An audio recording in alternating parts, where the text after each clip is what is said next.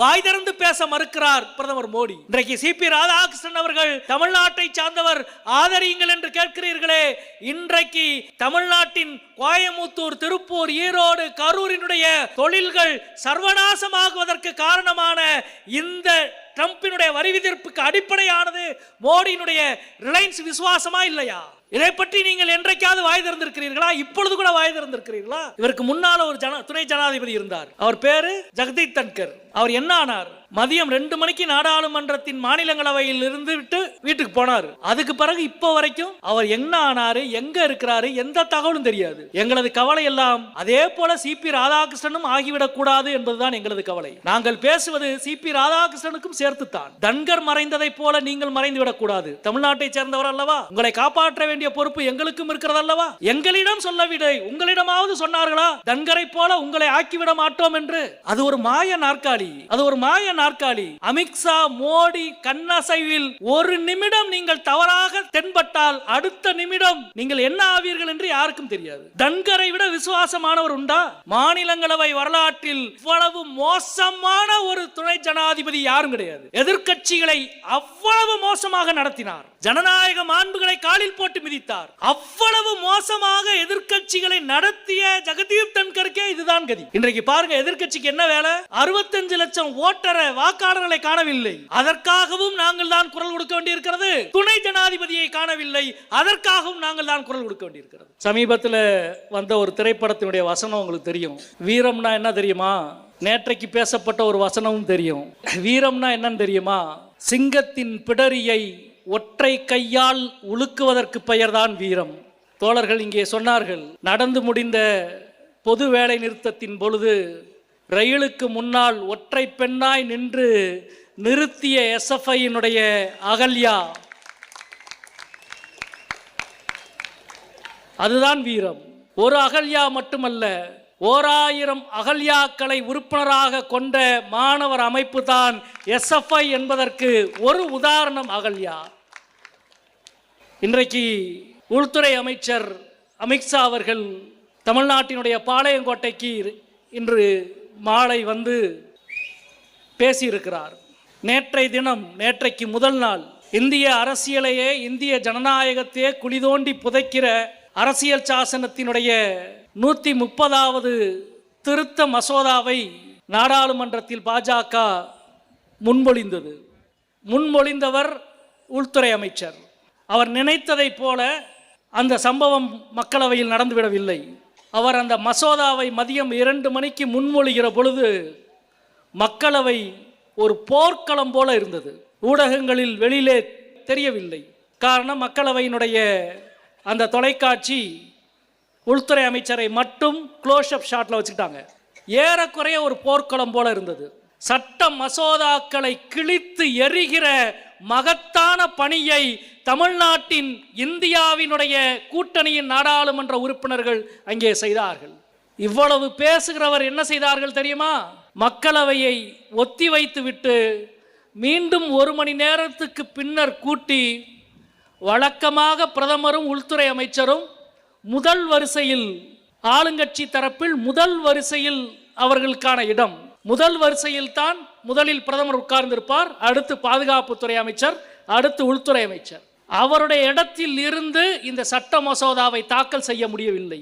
எதிர்க்கட்சி உறுப்பினர்களினுடைய தீரமிக்க போர்க்குணத்தால் வேறு வழியில்லாமல் மீண்டும் உள்ளே வந்த உள்துறை அமைச்சர் 4வது வரிசையிலே நின்று கொண்டு இந்த மசோதாவை மக்களவையிலே தாக்கல் செய்தார். இதுதான் இந்திய ஜனநாயகத்திற்கான முதல் வெற்றி என்று நான் பதிவு செய்ய கடமைப்பட்டிருக்கிறேன். இந்த போராட்டமும் போர்க்குணமும் ஜனநாயகத்தை காப்பாற்ற நினைக்கிற இந்த ஆவேசமும் இதுதான் எல்லா காலத்திலும் இந்த நாட்டை, இந்த சமூகத்தை பாதுகாத்திருக்கிறது. ஒரு சமாதான காலத்தில் எல்லோரும் பேசுவார்கள், சிறந்ததை பற்றி, உயர்வானதை பற்றி எல்லோரும் பேசுவார்கள்.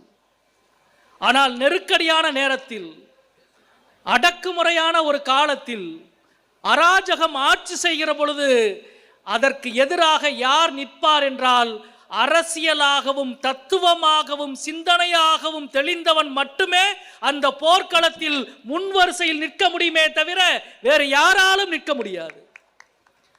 மாணவர் சங்கம் என்ன செய்தது என்று தெரிந்து கொள்ள வேண்டும் என்றால் இந்தியாவின் போராட்ட வரலாற்றை படித்தால் மட்டுமே தெரிந்து கொள்ள முடியும். எஸ்எஃப்ஐயினுடைய வயது அதைவிட 2 மடங்கு இந்தியாவினுடைய அரசியலில் மாணவர்களுடைய பங்கு. இந்த நாட்டின் போன நூற்றாண்டின் முதல் 10 ஆண்டுகளில் சுதந்திர போராட்டத்தை கடல் வீச செய்த முதல் எழுச்சியை உருவாக்கிய காங்கிரஸ் கட்சியின் காசி மாநாட்டில் மிகப்பெரிய அடிதடியை நடந்தது. அந்த மாநாட்டிலேயே திலகர் தலைமையில் மிதவாதத்தை பின்பற்றுகிற ஒருவர், கோகலே தலைமையில் மிதவாதத்தை பின்பற்றுகிறவர்களும் இல்லை, மிதவாதத்தால் பிரிட்டிஷ்காரரை வெளியேற்ற முடியாது, தீவிரமான சுயாட்சியாக சுதந்திரம் எங்களது பிறப்புரிமை என்ற முழக்கத்தை முன்வைக்க வேண்டும், அதற்கு ஏற்ப அந்த அமைப்பை மாற்ற வேண்டும் என்று முன்வந்த பொழுது தமிழ்நாட்டினுடைய மகத்தான தலைவர்கள் வ.உ.சியும் சுப்பிரமணிய சிவாவும் பாரதியும் 3 பேரும் காசி மாநாட்டில் மிகப்பெரிய போராட்டத்தை கழகத்தை நடத்தினார்கள். அப்படி அவர்கள் கழகம் நடத்துவதற்கு காரணமாக இருந்தவர்கள் சென்னை கல்லூரியிலே படித்துக் கொண்டிருந்த மாணவர்கள் என்பதுதான் இந்திய விடுதலை போராட்டத்தின் முதல் அத்தியாயமே மாணவர்களால் எழுதப்பட்ட அத்தியாயம். அதிலே துவங்கி இங்கே தோழர்கள் வரிசையாக சொன்னார்கள். விடுதலை போராட்டத்தில் மாணவர் சமூகத்தின் பங்கு, மாணவர்கள் அரசியலுக்கு வரக்கூடாது என்று நாம் மிகவும் மதிக்கிற தேசிய தலைவர்கள் எல்லாம் சொன்னார்கள். அவர்கள் படிப்பது மட்டும்தான் அவர்களது வேலை, அரசியலை எல்லாம் நாங்கள் பார்த்துக் கொள்கிறோம் என்று சொன்ன பொழுது மாணவர்கள் கேட்ட ஒரே கேள்வி, நீங்கள் பார்த்து கொள்ளுகிறீர்கள் என்று சொல்ல உங்களுக்கு என்ன உரிமை இருக்கிறது? நாங்கள் எதை பார்க்க வேண்டும் என்கிற அறிவு கல்வியின் மூலம் எங்களுக்கு கிடைத்திருக்கிறது. எனவே விடுதலை போராட்டத்தின் முன்னத்து ஏறாக மாணவர் சமூகம் நிற்கும் என்பதை இந்திய மாணவர்கள் உணர்த்தினார்கள். அதில் தலையாய பங்கை ஆற்றியது தமிழ்நாட்டினுடைய மாணவர் சமூகம். விடுதலை போராட்டம் முழுவதும் இங்கே எங்களது அன்பிற்குரிய தோழர் சங்கரையா அவர்களை பற்றி சொன்னார்கள். 1940களில் மதுரை அமெரிக்கன் கல்லூரியில் தேசிய பாதுகாப்பு சட்டத்தின் கீழ் தென் தமிழ்நாட்டில் 146 பேர் கைது செய்யப்பட்டிருந்தார்கள். அந்த 146 பேரில் ஏறக்குறைய 112 பேர் கல்லூரியில் படிக்கிற மாணவர்கள் என்பது வரலாற்றின் பொன்னெழுத்துக்களால் பொறிக்கப்பட வேண்டிய ஒன்று. தேசிய பாதுகாப்பு சட்டத்தில் கைது செய்யப்பட்ட 140 பேரில் 110 பேர் மாணவர்கள். அப்படி என்றால் இந்த விடுதலை போராட்டத்தை பிரிட்டிஷ் ஏகாதிபத்தியத்துக்கு எதிரான அரசியலை வெக்கை குறைய விடாமல் அந்த கனலை எந்நேரமும் அந்த கனலை நெருப்பை அணையாமல் பாதுகாத்த இயக்கமாக மாணவர் இயக்கம் இருந்தது என்பதுதான் வரலாறு முழுக்கிற இருக்கிற உண்மை. அது 40களில் அதை தொடர்ந்து விடுதலை போராட்டம் முழுவதுக்குமான சாட்சிகள் உண்டு.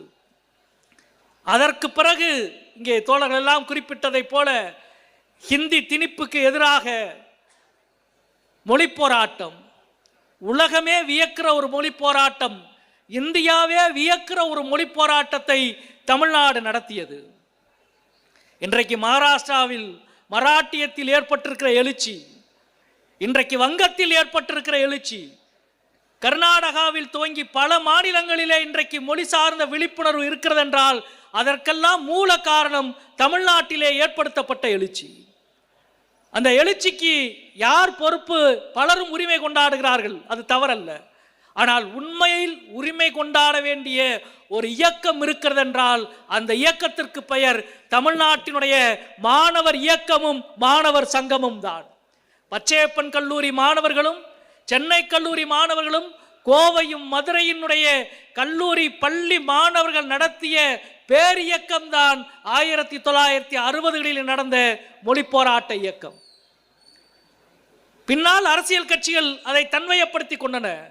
இந்த போராட்டத்தை விட்டு நாங்கள் வெளியேறுகிறோம் என்று தமிழ்நாட்டினுடைய அன்றைய எதிர்க்கட்சி தலைவர் சொன்னார். ஆனால் மாணவர்கள் அதற்கு செவிசாய்க்கவில்லை. இந்தி திணிப்புக்கு எதிராக சமரசமற்ற போராட்டத்தை தமிழ்நாட்டில் நடத்தியதன் மூலம் எவ்வளவு பெரிய தியாகத்தை மாணவர் சமூகம் செய்தது. அதற்கு கோவை, குறிப்பாக கோவை, திருப்பூர், பொள்ளாச்சி அத்தனை 100 மாணவர்களை பலி கொடுத்தது.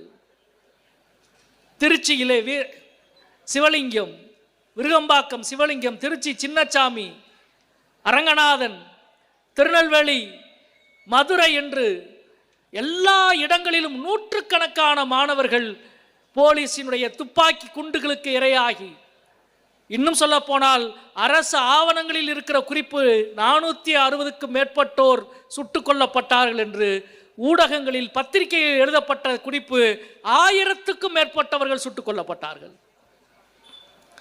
இவ்வளவு பெரிய தியாகத்தை மாணவர் சமூகம் செய்ததால் தான் தமிழ்நாடு தனக்குரிய தனித்த அடையாளத்தோடு இன்றைக்கும் இருக்கிறது.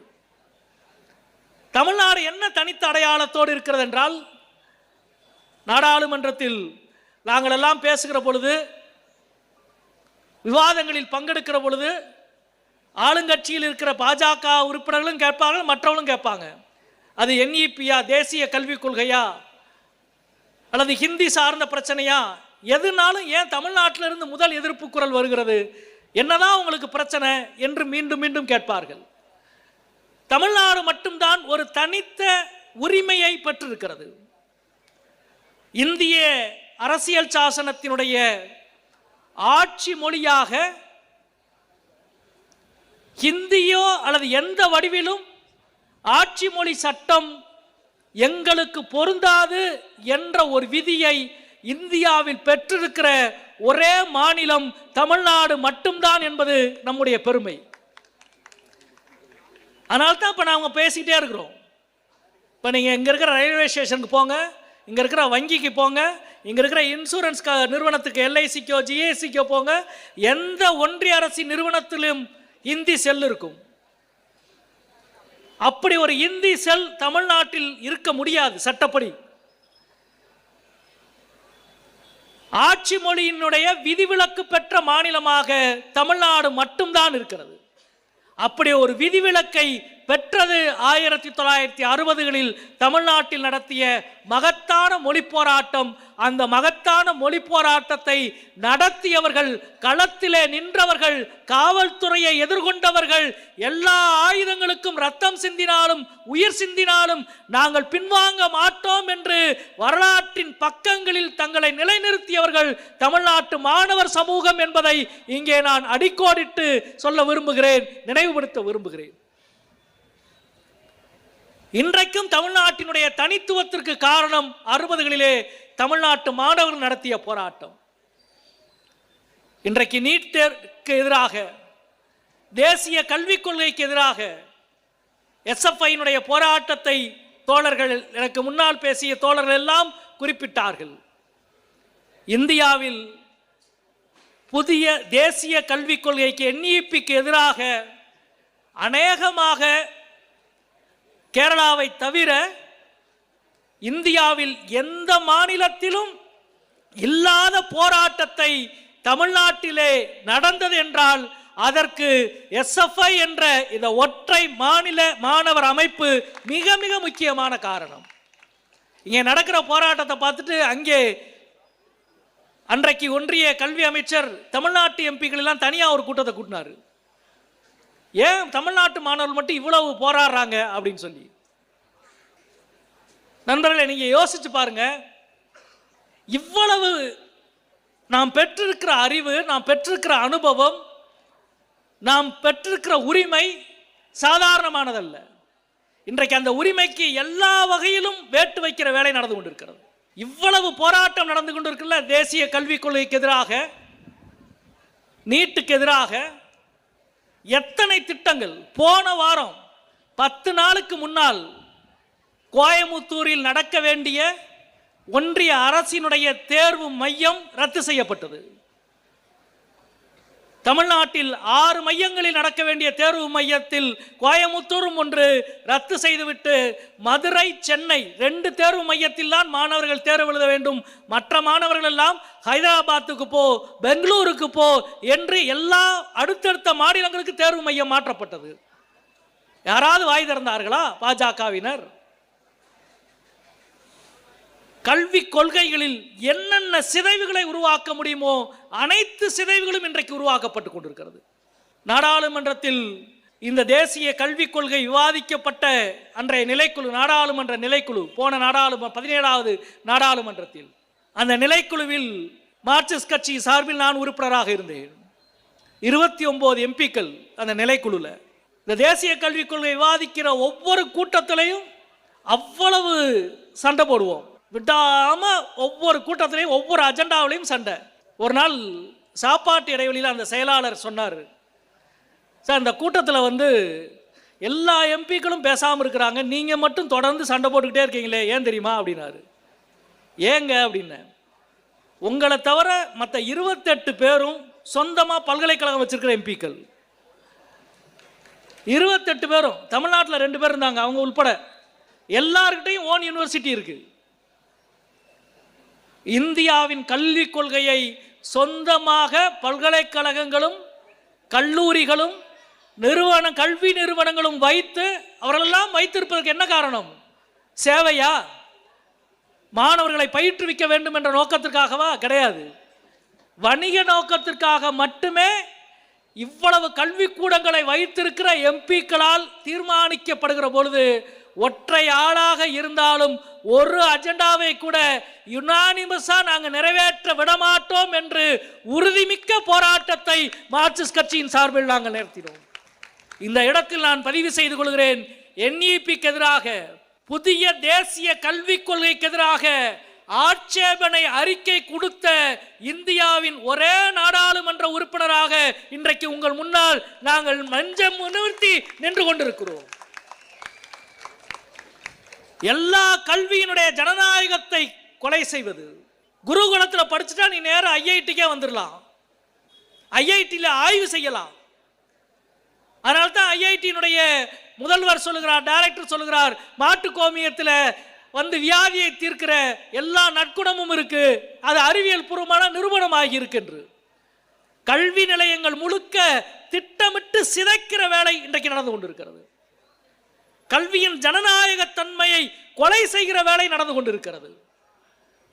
பிற்படுத்தப்பட்டவர்கள், தாழ்த்தப்பட்டவர்கள், பட்டியலின சமூகத்தை சார்ந்தவர்கள், பழங்குடி சமூகத்தை சார்ந்தவர்கள், பெண்கள் என எல்லாருக்கும் இருந்த உரிமை திட்டமிட்டு நசுக்கப்படுகிறது. சிறுபான்மை மாணவர்களுக்கு இருக்கிற எல்லா உதவி தொகையும் ஒவ்வொரு ஆண்டும் இந்த 10 ஆண்டுகள் ஏறக்குறைய 70% குறைக்கப்பட்டு கொண்டு நிறுத்தப்பட்டு விட்டது.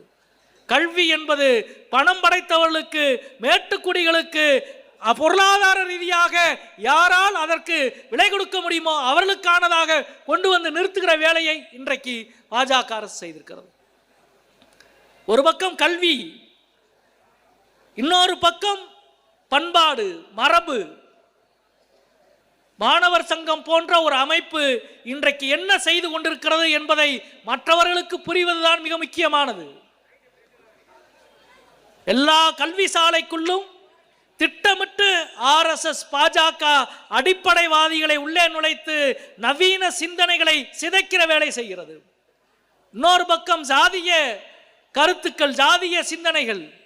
கல்விக்கூடங்களிலே கூட தென் மாவட்டங்களின் சில பகுதிகளிலே கைகளில் இந்தந்த சாதிக்கு இன்னென்ன கயிறு என்று கட்டுகிற சூழல் நிகழ்ந்து கொண்டிருக்கிற பொழுது மதவெறிக்கு எதிராக, சாதிய சிந்தனைக்கு எதிராக, சர்வாதிகார அரசியல் கருத்துக்கு எதிராக படிப்பது மட்டும் எங்கள் வேலை இல்லை, சாதி வெறி, மதவெறி, சர்வாதிகார பாஜக அரசியல் சிந்தனைக்கு எதிராக களம் காணுகிற மாணவர் அமைப்பு ஒன்று இருக்கிறது என்றால் அது SFI என்பதை எல்லா கல்வி நிலையங்களிலும் நிரூபித்துக் கொண்டிருக்கிற அமைப்பாக இருக்கிறது. இதுதான் இந்த சமூகத்திற்கு நம்பிக்கை தருகிற ஒன்று. வயதாகி போன பழம் பெருச்சாளிகளை நம்பி இந்த சமூகம் இனி இயங்காது. அவர்களெல்லாம் பதவியை நோக்கி ஓடிக்கொண்டிருக்கிறார்கள். அதான் நான் இங்கே முதலே குறிப்பிட்டேன். CP ராதாகிருஷ்ணன் இதே கொங்கு மண்டலத்தை, தமிழ்நாட்டை சார்ந்தவர், ஆதரியுங்கள் என்று கேட்பவர்களே, அவர் தமிழ்நாட்டின் உரிமைக்காக என்றைக்காவது ஆதரித்திருக்கிறாரா? இத்தனை 100 மாணவர்களுக்கு இழைக்கப்பட்ட நீட் தேர்வினுடைய கொடுமைக்கு எதிராக, இத்தனை 1000 மாணவர்களுக்கு இழைக்கப்பட்ட நீட் தேர்வின் கொடுமைக்கு எதிராக என்றைக்காவது பேசியிருக்கிறாரா? இன்றைக்கு அமெரிக்கா இந்திய பொருட்களின் மீது 50% வரியை ட்ரம்ப் விதித்திருக்கிறார். அதில் இந்திய பொருளாதாரம் மிகப்பெரிய பாதிப்புக்குள்ளாயிருக்கிறது. இந்திய உற்பத்தி மிகப்பெரிய பாதிப்புக்குள்ளாயிருக்கிறது. அதில் மிக கடுமையாக பாதிக்கப்பட்ட மாநிலங்களில் ஒன்று தமிழ்நாடு. தமிழ்நாட்டில் மிக கடுமையாக பாதிக்கப்பட்டிருக்கிற பகுதி கோயமுத்தூரும், திருப்பூரும், கரூரும், ஈரோடும். குறிப்பாக டெக்ஸ்டைல், இந்த தொழிற்சாலைகள், தொழிலகம், தொழில் முனைவோர்கள் ஏறக்குறைய ஸ்தம்பித்து நிற்கிறது. இன்றைக்கு திருப்பூரும், கோயமுத்தூரும், கரூரும், ஈரோடும் டெக்ஸ்டைல் பிசினஸ், டெக்ஸ்டைல் உற்பத்தி. முழு முதல் காரணம் ட்ரம்ப் அறிவித்திருக்கிற 50% வரி. இதற்கு என்ன காரணம்? ட்ரம்ப் கிட்ட ஒளிவு மறைவு கிடையாது, ரொம்ப தெளிவாக சொல்லிட்டாரு. ரஷ்யா கிட்ட இருந்து நீ எண்ணெய் உற்பத்தி, எண்ணெயை விலைக்கு வாங்குகிறாய், பெட்ரோலிய பொருட்களை விலைக்கு வாங்குகிறாய், அதை நிறுத்துன்னு. ரஷ்யா கிட்ட இருந்து பெட்ரோலிய பொருட்களை விலைக்கு வாங்குவது யார்? இந்திய அரசு விலைக்கு வாங்குகிறதா? இந்தியாவின் பொதுத்துறை நிறுவனங்கள் விலைக்கு வாங்குகிறதா? கிடையாது. ட்ரம்ப் அரசாங்கம் முதலில் ரஷ்ய பொருட்களில், எண்ணெய் பொருட்களுக்கு தடை விதிப்பதற்கு முன்பு 3% பெட்ரோலிய பொருட்களை வாங்கி கொண்டிருந்த ரிலையன்ஸ் நிறுவனம் இன்றைக்கு 50%க்கும் அதிகமாக பெட்ரோலிய பொருட்களை ரஷ்யாவிடம் வாங்குகிறது. வாங்கி சுத்திகரித்து அதை ஐரோப்பாவுக்கு விற்பனை செய்கிறது. ரஷ்யாவிடமிருந்து பெட்ரோலிய பொருட்களை வாங்குகிற ஒரே நிறுவனம் ரிலையன்ஸ் மட்டும்தான். ரிலையன்ஸ் நிறுவனத்தினுடைய லாபத்திற்காக இன்னைக்கு ட்ரம்ப் இந்தியாவின் மீது தொடுத்திருக்கிற 50% வரி உயர்வுக்கு ஒரே காரணம் ரிலையன்ஸினுடைய இந்த வணிகம். அதை வாய் திறந்து பேச மறுக்கிறார் பிரதமர் மோடி. இன்றைக்கு சிபி ராதாகிருஷ்ணன் அவர்கள் தமிழ்நாட்டை சார்ந்தவர், ஆதரியுங்கள் என்று கேட்கிறீர்களே. இன்றைக்கு தமிழ்நாட்டின் கோயமுத்தூர், திருப்பூர், ஈரோடு, கரூரினுடைய தொழில்கள் சர்வநாசமாகுவதற்கு காரணமான இந்த ட்ரம்பினுடைய வரி விதிப்புக்கு அடிப்படையானது மோடியினுடைய ரிலையன்ஸ் விசுவாசமா இல்லையா? இதை பற்றி நீங்கள் என்றைக்காவது வாய் திறந்திருக்கிறீர்களா? இப்பொழுது கூட வாய் திறந்திருக்கிறீர்களா? பொருளாதாரம் அடிநாசமானாலும் நீங்கள் வாய் திறக்க மாட்டீர்கள். சரி, தமிழ்நாட்டின் உரிமைக்காக, தமிழ்நாட்டின் மாண்புக்காக, தமிழ்நாட்டின் மரபுக்காக நீங்கள் வாய் திறந்திருக்கிறீர்களா? இந்தியாவில் தனித்த அடையாளத்தை வரலாற்றின் தொன்மத்தில், மரபில் கொண்டிருக்கிற ஒரு நிலப்பகுதி தமிழ்நாட்டு நிலப்பகுதி. அதனால்தான் சமஸ்கிருத மயமாக்கலுக்கு எதிராக 2000 ஆண்டு விடாது போர் தொடுத்துக் கொண்டிருக்கிற ஒரு அறிவு மரபு தமிழ்நாட்டில் இருக்கிறது. இதே நொய்யலாற்றங்கரையில் உங்களுக்கு தெரியுமா, இந்தியாவில் 2000 ஆண்டுக்கு முந்தைய ஜூலியஸ் சீசருடைய நாணயங்கள் கிடைத்திருக்கிற நாணயங்களில் 90% நாணயம் தமிழ்நாட்டில் தான் கிடைத்திருக்கிறது. அந்த 90% நாணயத்தில் ஏறக்குறைய 80% ஜூலியஸ் சீசர் நாணயங்கள் நொய்யலாற்றங்கரையில் தான் கிடைத்திருக்கிறது. 2000 ஆண்டுகளுக்கு முன்பு இங்கே இருந்த உற்பத்தி மத்திய ஆசியாவினுடைய பகுதியிலே இருந்த கிரேக்க நாட்டோடு அவ்வளவு பெரிய வணிக தொடர்பு இருந்த ஒரு நிலம். 2000 ஆண்டுகளுக்கு முன்பே அவ்வளவு செழிப்புற்ற ஒரு பொருளாதாரமும் கல்வி மரபும் இருந்த இந்த நிலம் இன்றைக்கு திட்டமிட்டு தமிழ்நாட்டினுடைய கல்வி மரபை, வரலாற்று தொன்மையை அழிக்கிற வேலையை பாஜக செய்கிறது. அதான் கீழடியினுடைய அறிக்கையை ஏற்றுக்கொள்ள மாட்டோம் என்று திருப்பி அனுப்பியது. இதே நாடாளுமன்றத்தினுடைய கூட்டத்தொடரில் முதல் வாரம் மத்திய சென்னை மற்றும் தென் சென்னையினுடைய நாடாளுமன்ற உறுப்பினர்கள் மரியாதைக்குரிய தயாநிதி மாறனும் மரியாதைக்குரிய தமிழச்சி தங்க பாண்டியனும் கீழடியை பற்றி கேள்வி கேட்கிறார்கள். அதற்கு ஒன்றிய அரசு ஒரு பதில் சொல்லுகிறது. கடைசி வாரம் தூத்துக்குடி நாடாளுமன்ற உறுப்பினர் மரியாதைக்குரிய கனிமொழி கருணாநிதி அவர்களும் நானும் கீழடியை பற்றி கேள்வி கேட்டிருக்கிறோம். 2 நாளைக்கு முன்னால் எங்களுக்கு ஒரு பதில் சொல்லி இருக்கிறது. தலைகீழான பதில். எந்த காரணத்தை கொண்டும் கீழடி அகழாய்வு அறிக்கையை வெளியிட மாட்டோம் என்பதுதான் பாஜகவினுடைய அரசு வெவ்வேறு வழியில் பதில் சொல்லிக் கொண்டிருக்கிறது. ஏனென்றால் கீழடியின் அகழாய்வு அறிக்கை வெளிவந்தால் இந்தியாவினுடைய வரலாறு என்று இவர்கள் இன்றைக்கு சொல்லிக் கொடுத்து கொண்டிருக்கிற வரலாறு, இந்தியாவின் நாகரிகத்திலே மிக பழமையானது வேத நாகரிகம், வேத பண்பாடு. அது சமைக்கப்பட்ட கங்கை கரையிலே உருவான வேத வரலாறு தான் இந்தியாவின் பூர்வீக வரலாறு என்று இவர்கள் சொல்லிக் கொண்டிருக்கிறார்களே, அதை அனைத்தையும் தகர்க்கிற வேலையை தமிழ்நாட்டின் வைகை கரையும் பொருணைக்கரையும் நொய்யல் நதி கரையிலும் இருக்கிற நாகரிகத்தின் வரலாறு மெய்ப்பிக்கிறது. இந்த உண்மை அவர்கள் கட்டமைக்க நினைக்கிற அடிப்படையை தகர்க்கிறது. வேதங்கள் உருவாவதற்கு முன்பே, பல நூறு ஆண்டுகளுக்கு முன்பே இங்கே செழிப்புற்ற நாகரிகம் இருந்திருக்கிறது. வேதங்களின் நகரங்கள் பற்றிய குறிப்பே கிடையாது, செங்கல் பற்றிய குறிப்பே கிடையாது. ஆனால் தமிழ்நாட்டில் வைகை கரையிலும் காவிரி கரையிலும் தாமிரபரணி கரையிலும் நொய்யல் நதி கரையிலும் 2000 ஆண்டுகளுக்கு முன்பு எழுத்துக்களும் செங்கல்லும் நகரமும் உருவானதற்கு நூற்றுக்கணக்கான ஆதாரங்கள் இங்கே இருக்கிறது. தமிழ்நாட்டினுடைய தனித்தன்மையை, அதனுடைய ஜனநாயக மரபை இன்றைக்கு அதன் மீது பாஜக அரசு தொடுத்திருக்கிற தாக்குதல் கொஞ்ச நஞ்சம் அல்ல.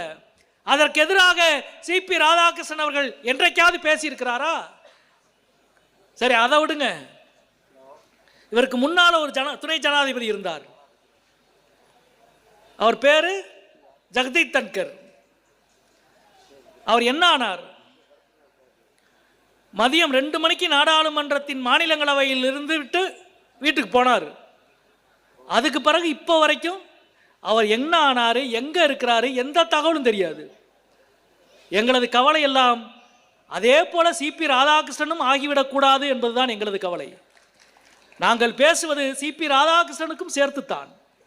தன்கர் மறைந்ததை போல நீங்கள் மறைந்து விடக்கூடாது. தமிழ்நாட்டை சேர்ந்தவர் அல்லவா, உங்களை காப்பாற்ற வேண்டிய பொறுப்பு எங்களுக்கும் இருக்கிறது அல்லவா. எங்களிடம் சொல்லவில்லை, உங்களிடமாவது சொன்னார்களா தன்கரை போல உங்களை ஆக்கிவிட மாட்டோம் என்று? அது ஒரு மாய நாற்காலி, அது ஒரு மாய நாற்காலி. அமித்ஷா மோடி கண்ணசைவில் ஒரு நிமிடம் நீங்கள் தவறாக தென்பட்டால் அடுத்த நிமிடம் நீங்கள் என்ன ஆவீர்கள் என்று யாருக்கும் தெரியாது. தன்கரை விட விசுவாசமானவர் உண்டா? மாநிலங்களவை வரலாற்றில் இவ்வளவு மோசமான ஒரு துணை ஜனாதிபதி யாரும் கிடையாது. எதிர்க்கட்சிகளை அவ்வளவு மோசமாக நடத்தினார். ஜனநாயக மாண்புகளை காலில் போட்டு மிதித்தார். அவ்வளவு மோசமாக எதிர்க்கட்சிகளை நடத்திய ஜெகதீப் தன்கருக்கே இதுதான் கதி. இன்றைக்கு பாருங்க, எதிர்க்கட்சிக்கு என்ன வேலை? 65 லட்சம் ஓட்டரை வாக்காளர்களை காணவில்லை. அதற்காகவும் நாங்கள் தான் குரல் கொடுக்க வேண்டியிருக்கிறது. துணை ஜனாதிபதியை காணவில்லை, அதற்காகவும் நாங்கள் தான் குரல் கொடுக்க வேண்டியிருக்கிறது. இவ்வளவு மோசமான ஒரு நிலை. இங்கே கூட வந்தவுடன் சொன்னார்கள், வாக்கு திருடர்களுக்கு எதிராக பள்ளிகளிலும் கல்லூரிகளிலும் தமிழ்நாடு அரசு இப்பொழுது கொண்டு வந்திருக்கிற புதிய கல்விக் கொள்கை பற்றி எஸ்எஃப்ஐ தோழர்கள் சொன்னார்கள். மாணவர் தேர்தல்களை கல்வி சாலைகளில் நடத்துவது அவசியம் என்று எஸ்எஃப்ஐ காலம் காலமாக வலியுறுத்தி கொண்டிருக்கிறது. நல்ல அரசியல் கல்வி சாலைக்குள் உள்ளே நுழையவில்லை என்றால் சாதி நுழையும், மதம் நுழையும், பிற்போக்கு தனம் நுழையும். உங்கள் கல்வியால் அதையெல்லாம் சரிபடுத்தி விட முடியாது. கல்வியால் எல்லா பழக்க வழக்கத்தையும் ஊடறுக்க முடியாது.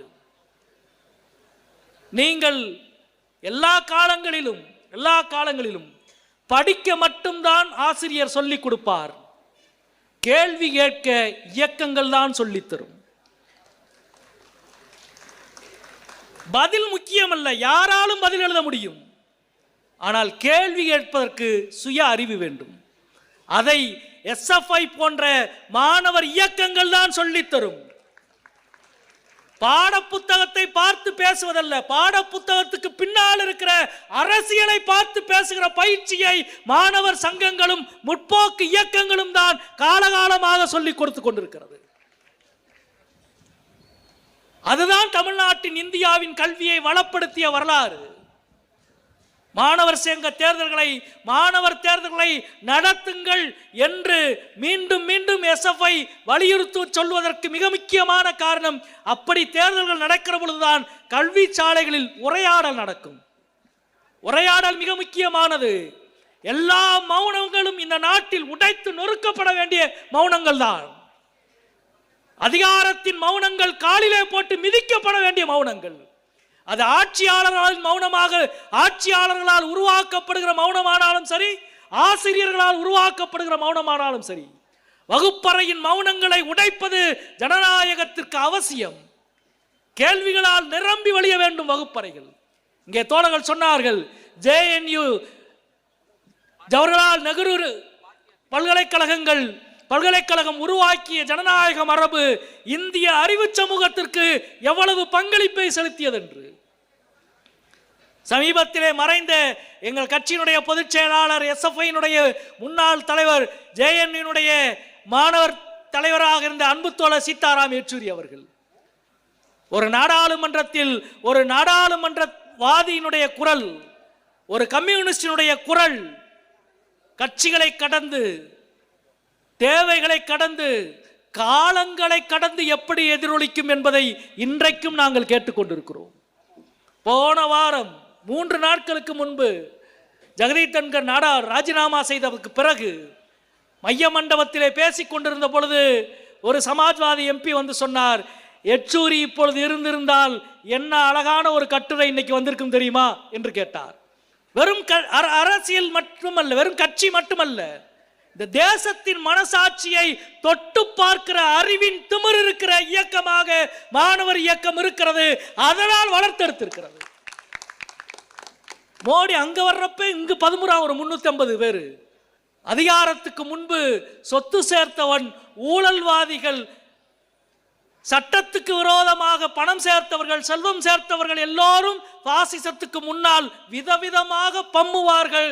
ஆனால் பாசிசத்துக்கு எதிராக ஒருபோதும் நாங்கள் பயப்பட மாட்டோம் என்று துணிந்து நிற்பது அறிவு மரபு மட்டும்தான். அந்த அறிவு மரபு முற்போக்கு மாணவர் இயக்கங்களால் வளர்த்தெடுக்கப்பட வேண்டும். கல்வி சாலைகளில் மிகப்பெரிய கேள்வி இன்றைக்கு வந்து நிற்கிறது. இந்த நாட்டினுடைய அனைத்து தன்னாட்சி அமைப்புகளும் இன்றைக்கு விலை போய்விட்டன. எலெக்ஷன் கமிஷனர் 3 பேரும் சேர்ந்து ஒரு பத்திரிகையாளர் சந்திப்பை நடத்தினார்கள். நீங்க எல்லாம் அந்த நாடே பார்த்தது. பத்திரிகையாளர் சந்திப்பாது 65 லட்சம் வாக்காளர்களை காணவில்லை. ஒரு அம்மாக்கு வயது 124, முதல் தடவையாக வாக்கு செலுத்த வருகிறார். ஆயிரக்கணக்கானவர்களுடைய வாக்குகள் இல்லாமல் போய்விட்டது. லட்சக்கணக்கானவர்களினுடைய வீட்டு முகவரியாக சைபர் இருக்கிறது. லட்சக்கணக்கான வாக்காளர்களின் பெயராக ABCDEF இருக்கிறது. எவ்வளவு மோசமான, இது ஒன்றும் புதுசு இல்லை. 2 வருஷத்துக்கு முன்னாடி CAG அறிக்கை, மத்திய தணிக்கை குழுவினுடைய அறிக்கை தாக்கல் செய்யப்பட்டது. உங்களுக்கு தெரியும், பிரதம மந்திரி ஆரோக்கிய யோஜனா திட்டத்தில் பலருக்கு மருத்துவ உதவி செய்யப்பட்டிருக்கு. அப்படி உதவி செய்யப்பட்டதில் ஏறக்குறைய 10 லட்சம் பேர் ஒரு 15 வருஷத்துக்கு முன்னாடியே செத்து போனவன். அதாவது பரவாயில்ல, இன்னொரு பட்டியல் இருக்கு. அந்த பட்டியல் அவனுடைய டேட் ஆஃப் பர்த் எல்லாம் பார்த்தா 1820, 1824 இருக்கு. 1824வது வருஷம் பிறந்தவனுக்கு 2023வது வருஷம் மருத்துவ காப்பீடு பண்ணியிருக்கார் மோடி. இதை நாங்க சொல்லல, CAG அறிக்கை சொல்லுகிறது. அன்றைக்கு ஒன்றிய அரசினுடைய ஒவ்வொரு அரசும் ஒவ்வொரு திட்டமும் எதை செய்ததோ, ஒவ்வொரு துறையும் எதை செய்ததோ அதை இன்றைக்கு தேர்தல் கமிஷன் செய்து கொண்டிருக்கிறது. மிக மிக வேதனையான, மிக மிக இருள் சூழ்ந்த ஒரு கட்டத்தில் இருக்கிறோம். அந்த இருள் சூழ்ந்த கட்டத்தில் ஆதிக்கவாதிகள், அடிப்படைவாதிகள் தகர்க்க நினைக்கிற முதல் நிறுவனம் கல்விசார் நிறுவனங்கள் தான். அது ட்ரம்ப் என்ன பண்றான்னு உங்களுக்கு தெரியும். அமெரிக்காவினுடைய ஒவ்வொரு பல்கலைக்கழகத்திலும் பல ஆயிரம் மாணவர்கள் வெளியேற்றப்பட்டுக் கொண்டிருக்கிறார்கள். குறிவைத்து தாக்கி கொண்டிருக்கிறார் பல்கலைக்கழகங்களை. அதே தான் இங்கே மோடி செய்கிறார். பல்கலைக்கழகங்களினுடைய ஜனநாயக தன்மையை, பல்கலைக்கழகங்களினுடைய உரிமையை, பல்கலைக்கழகங்களின் பாடங்களில் போய் விஷத்தை நஞ்சை விதைக்கிற வேலையை, அதனுடைய ஜனநாயக மரபை அறுக்கிற வேலையை, அவர்களுக்கு முதல் எதிரி கல்வி நிலையங்கள் தான்.